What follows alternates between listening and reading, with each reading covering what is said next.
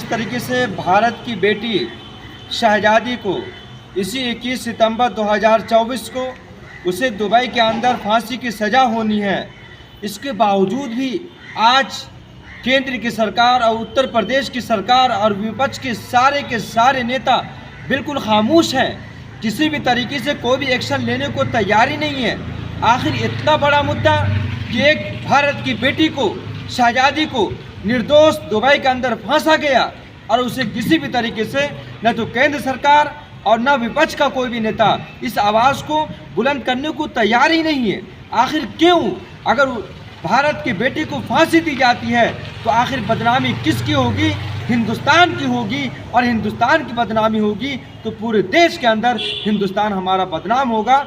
इसलिए मैं देश के प्रधानमंत्री जी से हाथ जोड़ के निवेदन करना चाहता हूं कि बांदा की बेटी, भारत की बेटी शहजादी को इंसाफ दीजिए और किसी भी तरीके से दुबई के अंदर उसे फांसी की सज़ा न हो, यही मैं मांग कर रहा हूं। और प्रधानमंत्री जी से मैं ये भी मांग कर रहा हूं कि आजकल दुबई के प्रिंस, वहाँ के किंग, वहाँ के बादशाह आजकल दिल्ली में हैं। आखिर प्रधानमंत्री जी उनसे ये बात क्यों नहीं कर रहे हैं? आखिर अपने देश की बदनामी क्यों कर रहे हैं?